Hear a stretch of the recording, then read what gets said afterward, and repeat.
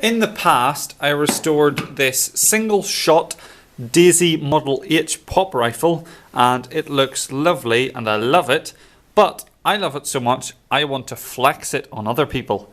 But to do that I want to hang it on the wall. But guns usually don't come with keyhole plates, so I'm going to mount this to the wall somehow.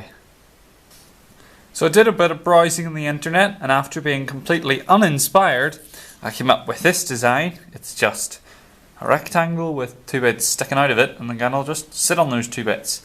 So for a rough shape and size I have this.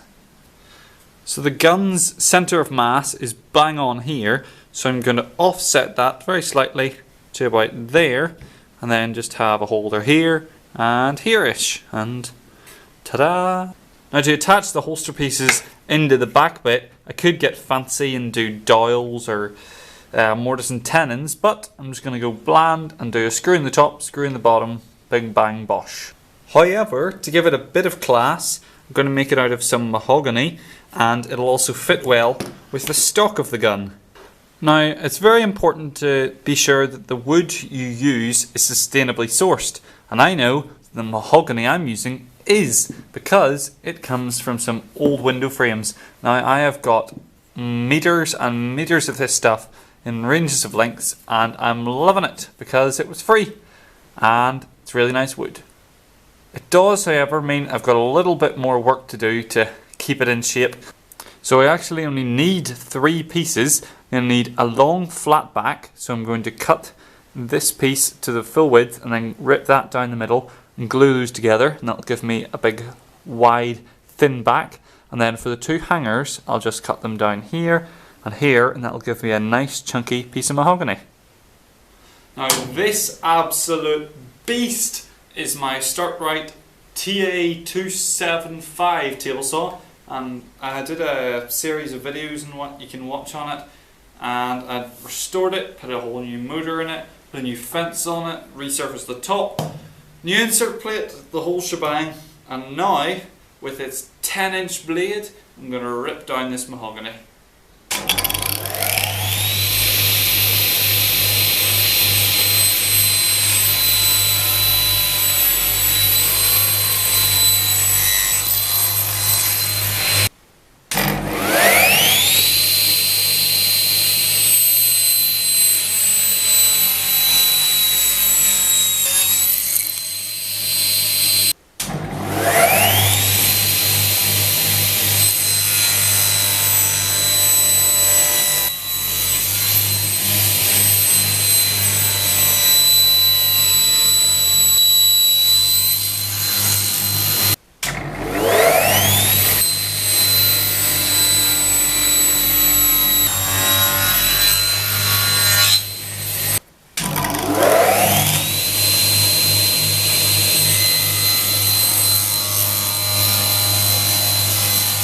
So using cardboard aided design, I come up with this wee tiny template, and then I drew that onto my pieces of mahogany, and now I just need to cut them out on the bandsaw.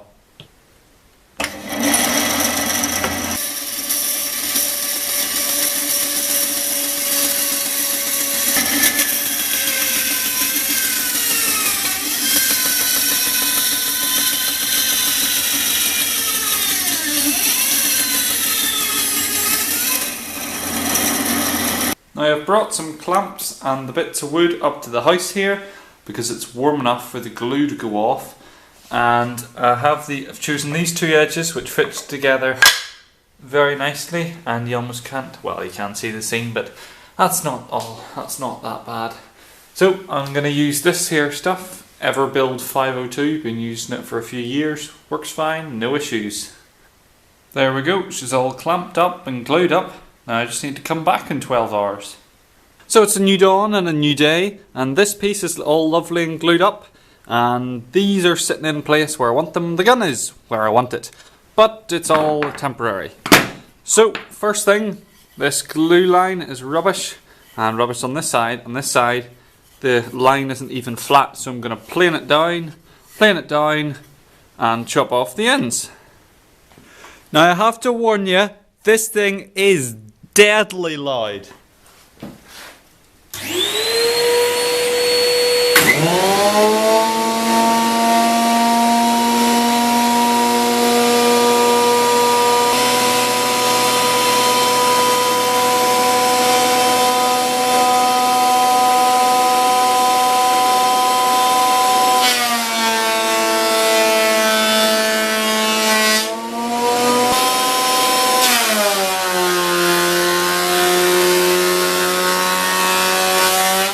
So it's all planed down and oh, doesn't it look great?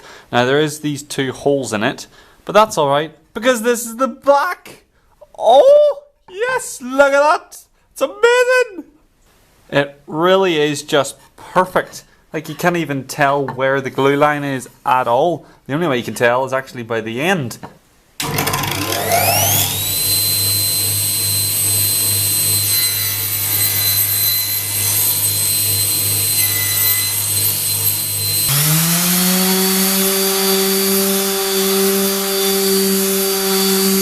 Now the board looks absolutely great, but it's a bit bland because it's just a rectangle. So I want to add a feature, and I think I'm going to go for this bevel.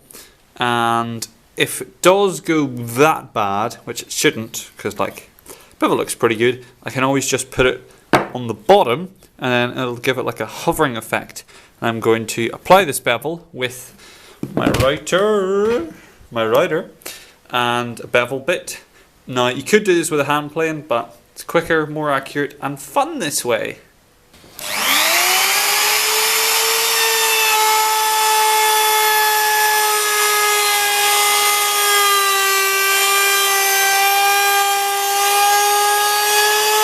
That's it all done. Now, to me it kind of looks just like a drawer front, because you know the bevel and all, but that is how you tell a good router bit and a good user. No burning whole way along. Now, particularly on the end grain here, it's important to go backwards, especially right here at the end, because if you cut forwards, it's going to rip out the grain and you can get rip out. Now, the wall plaque part is almost done. I just need to attach the two wee peg things, and to know where to put those, I need to use the gun. So, let's say I want the gun about there-ish, that kind of shape. Get her perpendicular or parallel along the top. There we go. Put one block right in here and another right here. I'll do it on the weld, that'll cover it up. And there we go. Now I just need to do the wee indentations, drill the holes, screw them in, and put a keyhole pit in the back.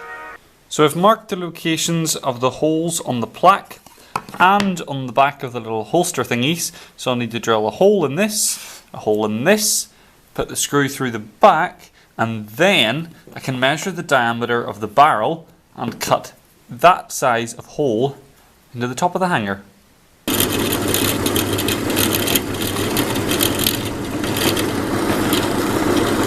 I couldn't find my DeWalt hand drill, but that's okay, because I got this one.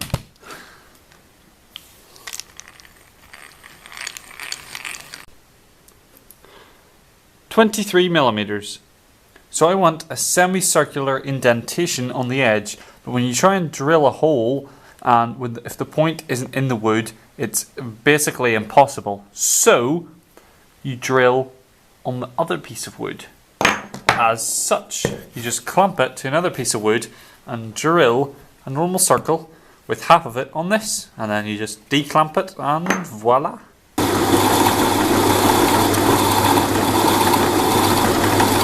Now with both of these bits drilled, they're looking good and they're fitting good, but they're a bit rough, so I'm going to have to sand them, and there's going to be a lot of work. So let's get to it.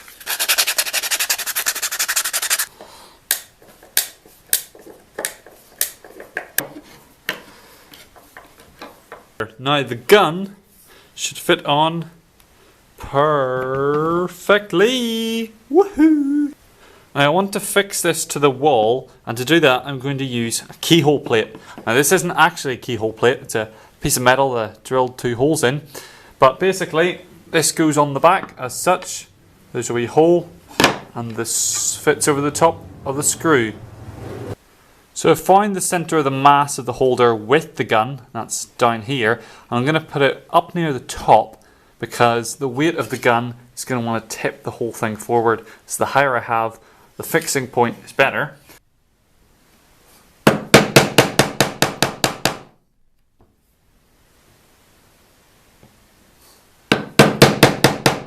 After a bit of chiselling, just realised it's going to be much quicker to chop this out with the drill press, so I'm going to do that.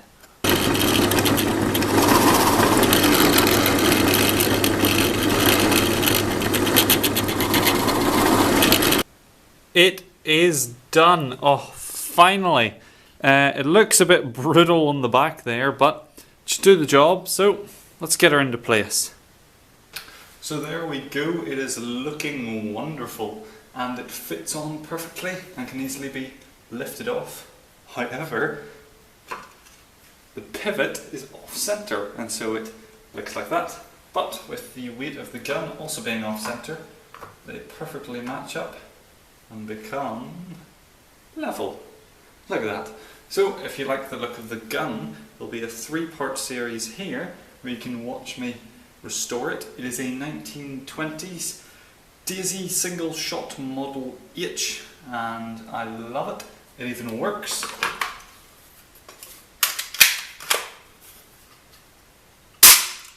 Ta-da!